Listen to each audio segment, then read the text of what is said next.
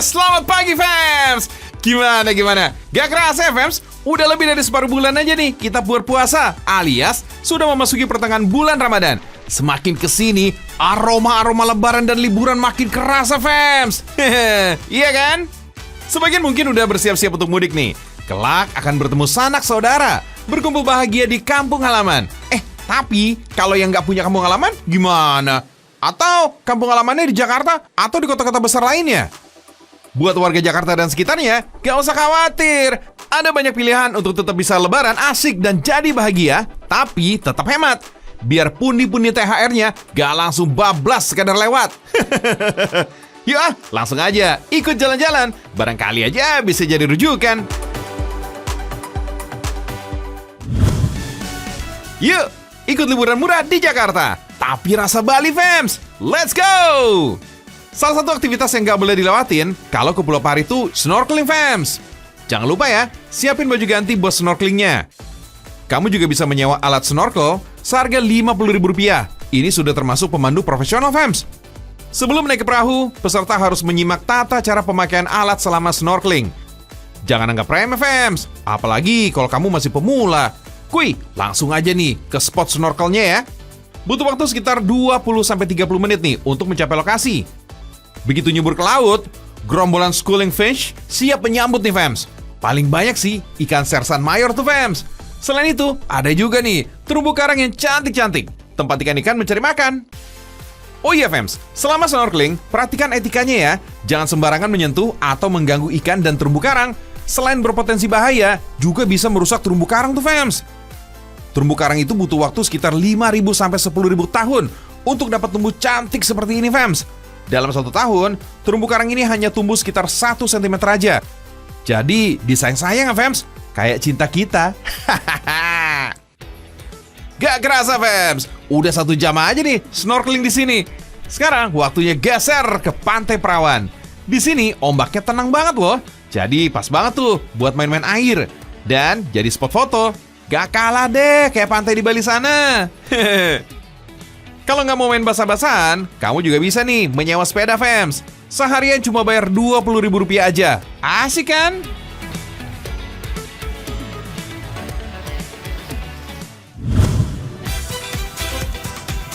Wisata kuliner juga bisa jadi pilihan saat lebaran. Atau bisa juga nih jadi referensi lokasi buka puasa nanti.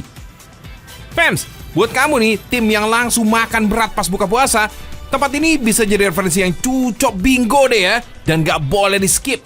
Yuk ikut, kita calia-calia nih ke sentra kuliner nasi kapau di Jalan Keramat Raya, Senen, Jakarta Pusat. Warga ibu kota sih pasti udah familiar banget nih sama TKP-nya. Konon para penjual nasi kapau ini udah eksis sejak tahun 70-an. Namun baru diresmikan menjadi sentra nasi kapau pada tahun 2017. Tuh fams, deretan kedai dengan menu nasi kapau dan makanan khas Sumatera Barat lainnya apik terpampang bertingkat tepat di depan penjualnya. Aneka lauk siap saji, cek. Kudapan yang manis-manis juga ada. Tapi yang jadi incaran ini adalah, ini dia nih primadonanya, lamang tapai. Sajian wajib untuk buka puasa. Lamang yang juga berarti lemang, terbuat dari bahan dasar beras ketan putih dan santan. Setelah diproses, dimasukkan ke bulu bambu yang dilapisi daun pisang, lalu dibakar deh di tungku khusus. Gak cuma aromanya yang khas nih fams, tapi rasanya yang asin dan gurih juga memberikan sensasi tersendiri saat disantap bersama tape ketan hitam yang sedikit asam. Mantap! Kalau mau yang manis-manis kayak kolak, di sini ada bubur kampiun. Campuran sumsum, kolak pisang, ubi, bubur candil, biji salak, serikaya, dan pacar Cina. Kuy, sekarang giliran lauk pauknya nih fams. Gak usah bingung nih, karena pilihannya beragam. Mulai dari rendang, ayam pop, gulai tambusu, itiak lado hijau, kapalo kakap, tunjang, dan lainnya. Silakan dipilih deh. Soal rasa udah pasti Minang abis. Dijamin bikin bilang, Uni, udah, tambu acie. Badaso.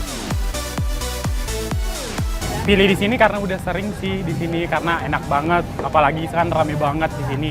Makanya pilih di sini dan worth it banget sih kalau harga orang Jakarta sih ini worth banget sih. Khusus sama tunjang. Rasa sama harganya gimana? Sesuai. By the way, fams, Yang penasaran bedanya nasi kapau sama nasi padang? Sini, kita kasih tahu di bocorannya nih. Meski ada banyak versi, tapi mayoritas setuju kalau perbedaannya terletak pada sayuran. Kalau di nasi kapau biasanya ada sayur nangka, kol, kacang panjang, daun singkong, dan gak jarang nih dicampur dengan kentang rendang. Tapi kalau nasi padang hanya menggunakan daun singkong dan sambal. Pokoknya, fams, yang mau ikutan bukber di sini harus cepet-cepetan deh. Karena menjelang waktu berbuka, semua meja pasti auto penuh. Dan gak perlu worry nih soal harganya nih fams. Anti mehong-mehong club. Di kisaran 17.000 hingga 50.000 rupiah. Hunde, lama bana. Hahaha.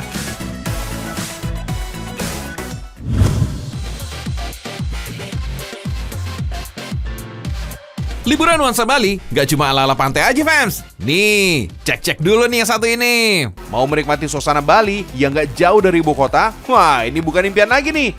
Nah, ini dia salah satu solusinya. Mandapa Kirana Resort, Sentul Bogor, Jawa Barat. Suguhkan pemandangan khas Pulau Dewata. Lokasinya memang gak jauh nih dari ibu kota. Cuma sekitar 60 km aja fams. Ya, 1 jam juga nyampe lah. Di sini, fams, sebuah gapura batu dengan nuansa ukiran Bali jadi daya tarik utamanya. Kalau udah sampai di sini, pengunjung wajib buat foto di spot ini. Keren ya, nyaris serupa dengan yang di Bali. Udah gitu, ini nggak perlu nunggu lama buat antri.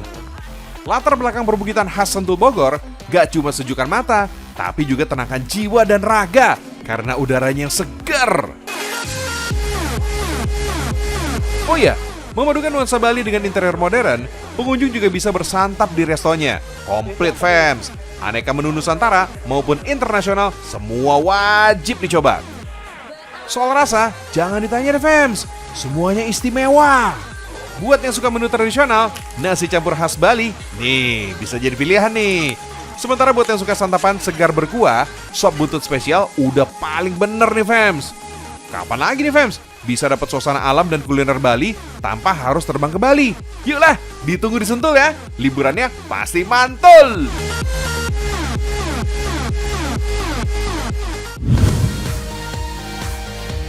Dari Sentul, bisa banget nih kita icip-icip kuliner di kota Bogor. Yap, ini dia. Jalan Surya Kencana Bogor memang sudah tersohor jadi pusat kuliner fams. Ada berbagai pilihan makanan kesukaan yang khas. Ini dia nih salah satunya. Laksa Bogor Mang Wahyu alias Laksa Gang Out nih. Ini udah ada sejak puluhan tahun yang lalu fams. Saat ini Laksa Bogor ini sudah dikelola oleh generasi ketiga. Tenang, rasanya nggak pernah berubah sejak awal. Haha.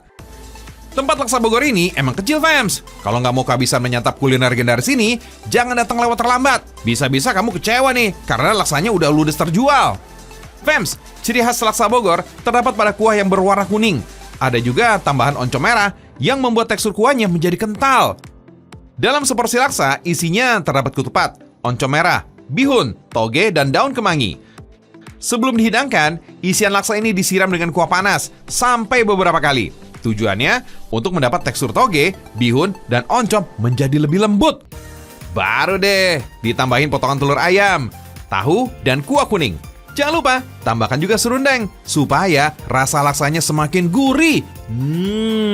Sedap. Ini dia fams, laksa Bogornya.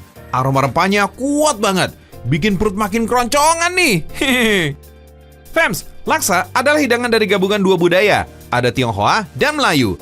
Nama laksa diambil dari bahasa Sansekerta yang berarti banyak. Maksudnya sih karena memasak kuah laksa ini membutuhkan rempah yang banyak. Ada sekitar 13 rempah yang dipakai untuk membuat kuah laksa. Rempah yang paling penting sih kunyit, serai, dan daun salam. Soal rasa, gak perlu diragukan lagi fams. Wah, ngeunah pisan lah pokoknya mah. Rasa manis dan gurih bercampur menjadi satu. Tambahan daun kemangi dan serundeng dipercaya bisa menghasilkan cita rasa yang khas. Siapapun yang menyantap laksa Bogor bisa meningkatkan selera makan tuh fams. Nah, ngomongin soal laksa nih, ternyata ada juga laksa Betawi. Rasanya gak kalah enak fams. Kalau mau nyobain, datang aja ke kawasan Setu Babakan, Jakarta Selatan. Sekilas, tampak sama dengan laksa Bogor tadi, berwarna kuning dan bercita rasa khas rempah Nusantara. Laksa Bogor juga memiliki kuah yang kental. Perbedaannya sih bisa dilihat dari tambahan tahu dan serundeng aja tuh fams. Oh iya fams, sebenarnya laksa Betawi ini dulunya tidak memakai oncom. Tapi beberapa penjual ada yang sengaja menambahkan oncom agar cita rasa dan aroma laksanya makin enak. Laksa Betawi biasa disebut juga dengan laksa pengantin. Maklum deh, laksa Betawi ini bisa menjadi hidangan khas ketika ada acara adat atau pernikahan. Fams, laksa Betawi bisa dibilang sebagai hidangan untuk mengungkapkan rasa syukur orang tua pengantin laki-laki kalau menantunya masih suci. Menurut sejarahnya, laksa Betawi ini juga mendapatkan pengaruh besar dari budaya Tionghoa. Karena dulu terdapat campuran bubuk ebi untuk mengentalkan kuahnya. Kalau sekarang, para penjual laksa ini mengganti ebi dengan oncom karena memiliki rasa dan aroma yang kuat, fams.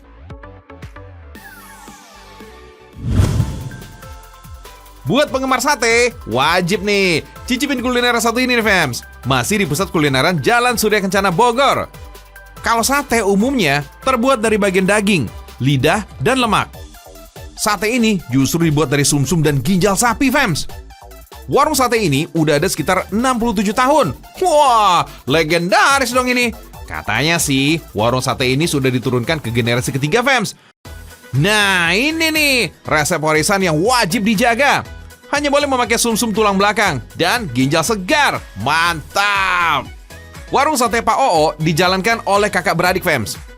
Bapak Saprudin yang berjualan, sedangkan kakaknya ke bagian belanja bahan dan mengolahnya. Untuk membuatnya, sumsum dipisahkan dari kulitnya satu persatu, lalu potong kecil-kecil berbentuk dadu. Tusuk deh dengan tusukan sate dari bambu. Untuk ginjal sapi, sama juga kok.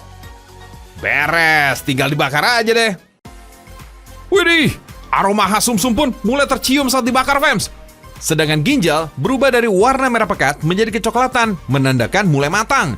Jadi nggak sabar untuk mencicipinya. Seporsi sate campur terdiri dari 5 tusuk sate sumsum dan 5 tusuk sate ginjal. Mau nambah? Ya boleh atuh. Apalagi kalau makannya sepiring berdua. Tambah, Mang. Kelembutan sumsum bakarnya pas banget di lidah. Gurih, menggugah selera. Beda banget nih dengan sumsum sapi dalam sop yang diseruput. Sumsum tulang belakang teksturnya lebih padat. Sangat pas dimakan bersama bumbu kacang dan sambalnya, fans. Cita rasa sate ginjal sangat unik. Rasanya gabungan daging dengan hati sapi. Tapi teksturnya sangat kenyal dengan sedikit serat. Tuh, emang enak banget sih nih, fans. Tapi baik-baik ya, ingat jangan kebanyakan, biar nggak kolesterol tuh. Satu porsi isi 10 tusuk ini harganya Rp30.000. Boleh dicampur kok, mau sate sumsum atau ginjal. Disarankan sih datangnya lebih cepet, fams, biar kebagian. Hehehe.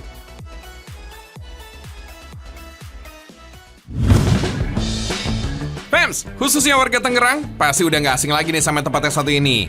Yes, kuliner pasar lama yang berlokasi di kawasan Pecinan Benteng. Hari biasa aja udah penuh jasa. Apalagi pas Ramadan kayak gini nih. Pasar lama menjadi salah satu lokasi yang diincar bagi para pemburu tajil, alias makanan berbuka puasa. Berang-berang bawa tongkat, berangkat! Alah. Tuh, fams, udah kelihatan kan deretan pedagang kaki lima yang menyuguhkan berbagai makanan dan minuman. Wih, lengkap bingo! Dari yang ringan, aka cemil-cemil, makanan berat, tradisional, sampai ke western-westernan ini juga ada, fams. Tinggal dipilih aja deh. Pilihan pertama jatuh ke yang lagi viral nih, fams. Agak mengadaptasi kuliner luar. Ini dia nih, sate ayam khas Korea. Annyeonghaseyo. Sate ukuran besar berisi potongan daging ayam, daun bawang, dan paprika. Prosesnya gampang banget. Sate dibakar selama kurang lebih 5-10 menit. Lalu disiram dengan varian saus yang dipilih. Bebas nih, fams. Mau yang barbecue, black pepper, gochujang, atau original. Lanjut nih, keliling-keliling kita, fams. Namanya tajil, jelas gak afdol nih kalau gak ada manis-manisnya. Kuliner kekinian ala-ala western, cek. Sekarang giliran yang tradisional nih. Ada serabi pandan kuah kinca. Bikinnya juga masih lawas nih, fams. Menggunakan cetakan serabi tanah liat dan arang.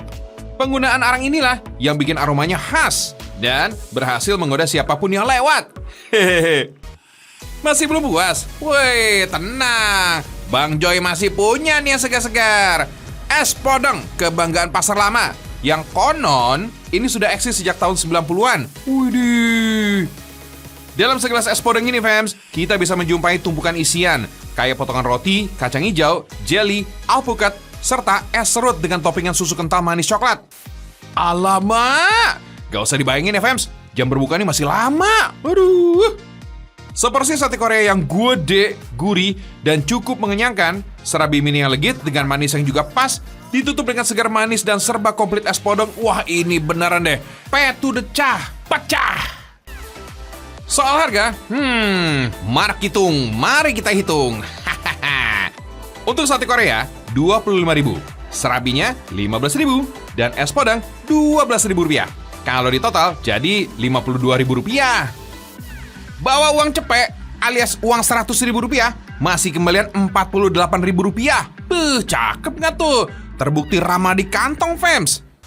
Nah, buat yang mau ngabuburit dan hunting takjil di sini, bisa datang lebih awal, sekitar jam 4 sore, biar nggak ngantri, fams. Soalnya nih, kalau makin sore, makin rame. Apalagi, nggak cuma warlock atau warga lokal aja nih yang mampir, banyak juga dari luar Tangerang. Satu lagi nih, tipsnya nih, fams. Kalau kesini, kenakan pakaian yang nyaman. Karena deretan street food sepanjang 1 km ini, wow, cuma bisa diakses jalan kaki. Ya, anggap aja ngabuburitnya dengan jalan sehat ya.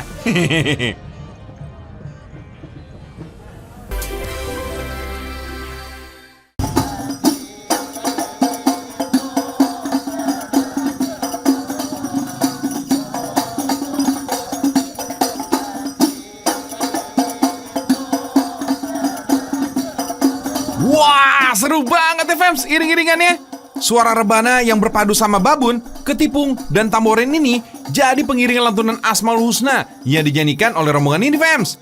Kenalin, fams, ini adalah kesenian Sinoman Hadra, kesenian asli warga Banjar. Kesenian Sinoman Hadra ini adalah salah satu seni tradisional khas Banjar yang bernafaskan Islam, fams. For your info nih, fams, Sinoman Hadra berasal dari budaya yang dibawa oleh pedagang dan pendakwah Islam dari Arab yang kemudian bercampur dan berkembang menjadi kebudayaan pada masyarakat suku Banjar, fams. Ini jenis akulturasi juga, bagaimana seni dan ajaran Islam itu sesungguhnya tidak bertolak belakang, tapi bersatu padu dengan tradisi lokal. Sinoman artinya kelompok kasidah pria untuk menyambut tamu atau orang-orang besar atau pejabat, fams. Sedangkan Hadra memiliki arti menghadirkan dengan mengambil teknik. Biasanya, kesenian Sinoman Hadra ditampilkan pada acara-acara penyambutan tamu, pejabat pemerintahan, peringatan hari besar keagamaan, hari besar nasional, dan juga upacara perkawinan, fams. Wah, beruntung banget nih bisa disambut kayak gini ya. Fams, kesenian Sinoman Hadra ini akan mengantar para tamu dari titik penjemputan menuju titik lokasi tujuan. Sinoman Hadra terdiri dari 5 atau 6 orang yang melantunkan syair sekaligus menabuh rebana, kemudian memutar payung ubur-ubur dan penari rudat yang berjumlah 20 hingga 30 orang. Mereka semua membawa bendera kecil berbentuk segitiga dan bertuliskan Asmaul Husna alias sifat-sifat Allah. Sesampainya di lokasi tujuan, para penyanyi akan membuat sebuah formasi mengiringi setiap nyanyian yang mereka lantunkan. Pemegang payung ubur-ubur pun menari mengikuti irama dengan memutar dan memainkan payung ubur-ubur yang ia pegang.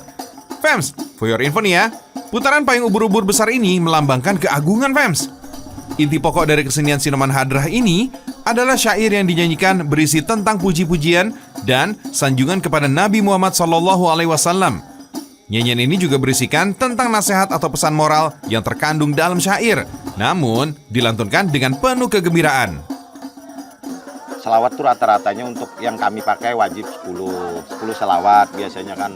Ada bahkan tergantung jauhnya. Kalau jauh perjalanannya sampai 15 sampai 20 syair maksudnya. Gak gampang loh, fams, mainin rebana untuk mengiringi syair kesenian Sinoman Hadrah ini. Selain harus tahu ketukan nadanya, tenaga juga dibutuhkan biar suara rebana ini bisa kedengeran, fams.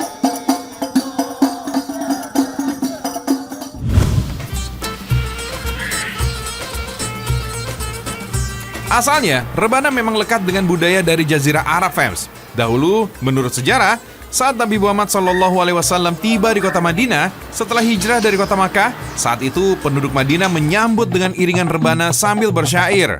Rebana sebagai alat musik juga dikenalkan di Nusantara seiring dengan masuknya ajaran agama Islam. Kira-kira sekitar abad ke-13 lah. Sejak saat itu, rebana akrab dengan masyarakat Indonesia. Gak cuma keseniannya, rebana buatan Indonesia juga diakui kualitasnya oleh dunia. Rebana dari Indonesia sudah masuk ke pasar ekspor, ke Malaysia, Brunei, Singapura, bahkan hingga ke Timur Tengah. Wih, Indonesia memang mendunia. Salah satu sentra kerajinan rebana ada di Kecamatan Manyar, Kabupaten Gresik, Jawa Timur. Di sini, pengrajin rebana jumlahnya ada ratusan fans, termasuk rumah produksi milik Pak Haji Imam Bahri. Produksi rebana di sini sudah ada sejak tahun 1999. Untuk bahan baku kayunya, ada 3 jenis kayu yang digunakan. Ada kayu mangga yang warnanya kecoklatan, ada kayu mahoni yang warnanya oranye. Terus, kalau yang warna kuning merupakan kayu nangka. Dari segi kekuatan, kayu nangka merupakan yang paling top kualitasnya. Jadi, harganya juga beda, fans. Kalau kayunya udah dibentuk, sekarang kita lihat nih, gimana cara bolongin kayunya. Emang sih pakai bantuan mesin bubut, tapi kalau nggak presisi, kan jadinya juga nggak rapi ya, fans. Just info aja nih, kata rebana berasal dari bahasa Arab, yaitu arba, yang bermakna 4. 4 di sini diartikan sebagai 4 prinsip dasar agama Islam yang melakukan kewajiban kepada Yang Maha Kuasa, kepada masyarakat, kepada alam, dan juga kewajiban kepada diri sendiri. Oke, sekarang kita lihat nih pasang kulitnya. Kalau menurut Pak Haji Imam, kulit terbaik untuk alat musik rebana adalah kulit kambing muda berkelamin betina. Kata Pak Haji sih, tekstur kulit kambing betina tidak terlalu tebal, jadi bisa membuat suara pukulan rebana bakal lebih nyaring. Bahkan kalau mau lebih bagus lagi, dipilih dari kulit bagian punggung. Proses pemasangan kulit pada rebana memang menjadi bagian yang penting.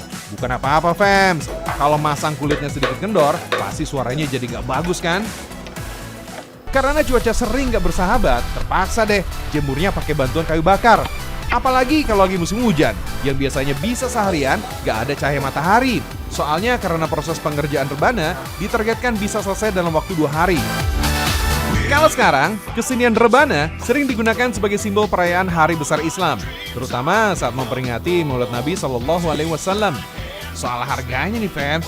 Nah, kalau ini sih tergantung.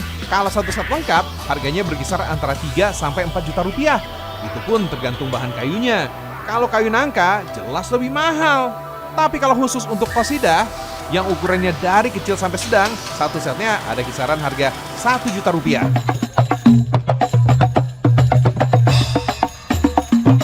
Yang paling penting bukan soal harganya, fans, tapi gimana caranya biar karya anak bangsa ini bisa terus konsisten. Kalau perlu, kita bikin yang lebih mendunia. Amin.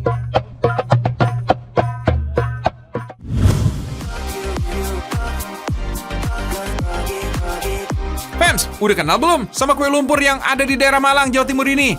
Agak berbeda loh dari kue lumpur yang biasa kita kenal. Kue lumpur Arab ini permukaannya diberikan potongan kenari. Rasa manis dan gurih pada kudapan ini dihasilkan dari potongan kenari. Bahan utamanya kentang, bisa membuat rasanya nikmat. Dalam sehari, kedai yang terletak di Jalan Kauman, Kecamatan Kelojan ini bisa menghasilkan ribuan buah kue lumpur. Kue lumpur Arab ini menjelma jadi kudapan favoritnya masyarakat Kota Malang. Gak heran, fans, kalau antriannya cukup mengular, fans. Sekali beli, pengunjung bisa membawa hingga 4 box, yang masing-masing boxnya terdiri dari 5 buah hingga 9 buah kue lumpur. Kue lumpur dibuat menggunakan resep turun-temurun oleh keluarga Arab. Warna adonan pukis Arab didominasi dengan warna kuning, fans. Warna ini disebabkan karena banyaknya kuning telur yang digunakan tanpa menggunakan putih telur sama sekali. Penggunaan kuning telur juga bisa menghasilkan tekstur kue lumpur yang empuk banget, fans. Spesialnya lagi, kue ini menggunakan banyaknya kentang sebagai bahan bakunya, fans. Wait, adonan yang menggumpal ini bukan karena ngaduknya nggak rata, tapi gumpalan ini adalah potongan kentang yang sudah direbus sebelumnya. Nama kue lumpur bukan menggambarkan kue yang becek, tapi dinamakan kue lumpur karena adonan mentah bagai bak lumpur dengan warna lebih bersih, fans. Berbeda dengan kue lumpur kebanyakan, kue khas Arab ini memiliki lubang cetakan yang agak cekung dan lebar. Jadi isinya akan lebih banyak. Serunya lagi nih, kue lumpur ini dimatangkan dengan 2 sisi. Bagian bawah menggunakan kompor dengan api yang sangat kecil. Sedangkan bagian tutupnya diberikan arang yang membara. Itu dia sebabnya. Bagian atas kue lumpur Arab ini ada kesan gosong-gosongnya gitu, fans. Hehe.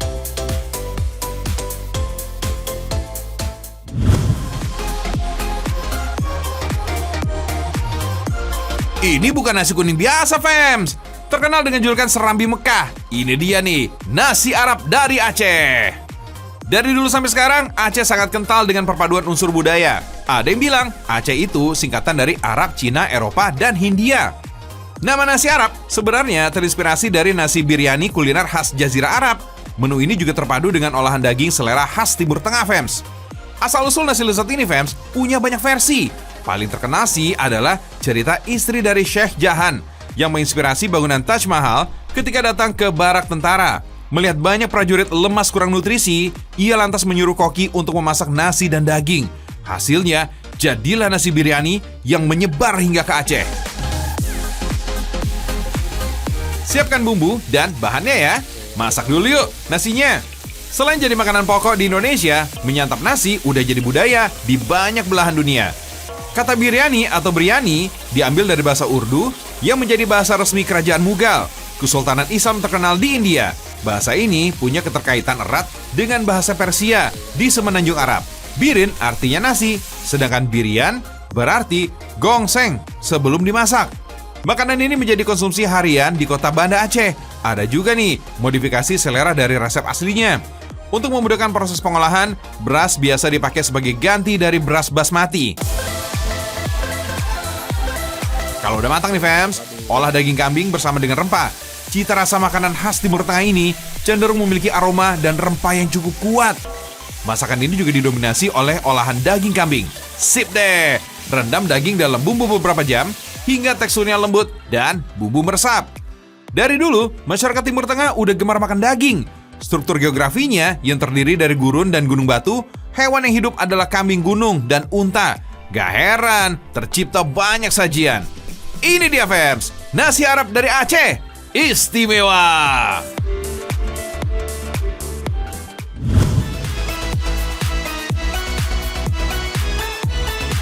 Kalau yang ini namanya kue kamir.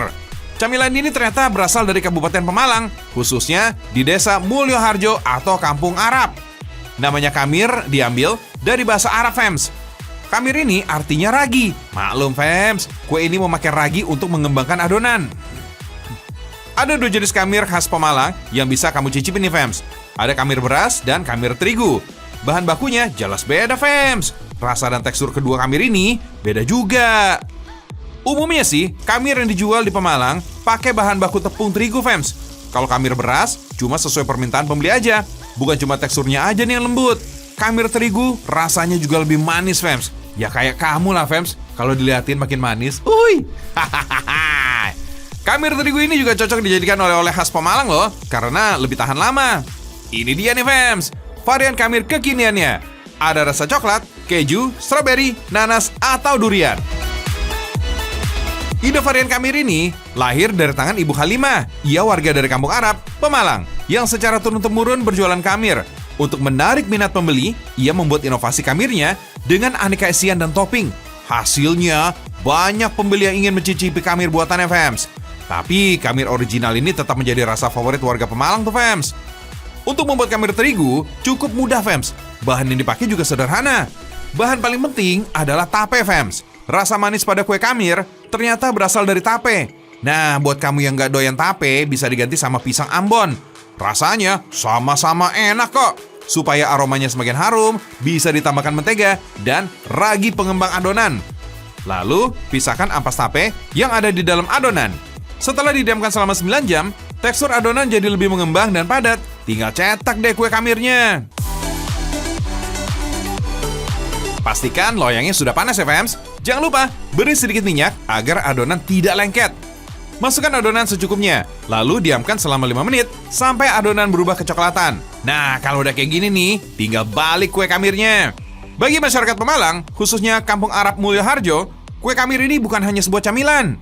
Kue kamir menjadi simbol kekeluargaan. Soalnya, kue kamir ini selalu hadir dalam setiap acara adat di Kampung Arab. Misalnya, acara perkawinan, sunatan, bahkan kematian.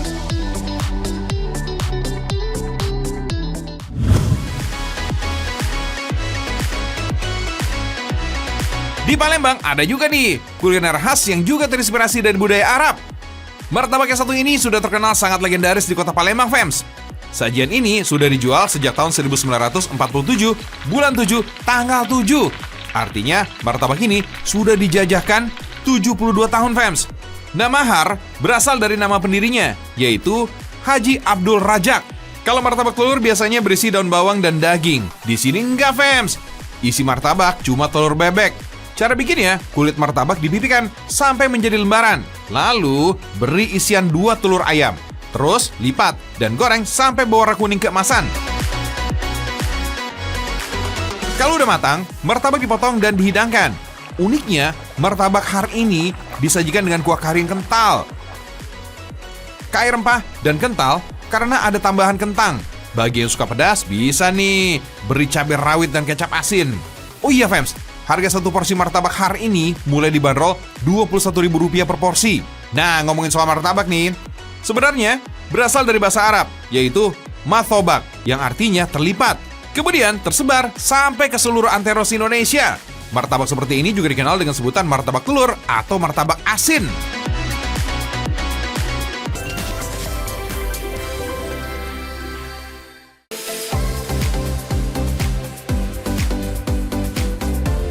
Semoga tayangan dan tampilan Ragam Indonesia kali ini bisa jadi mood booster buat kita semua ya fans.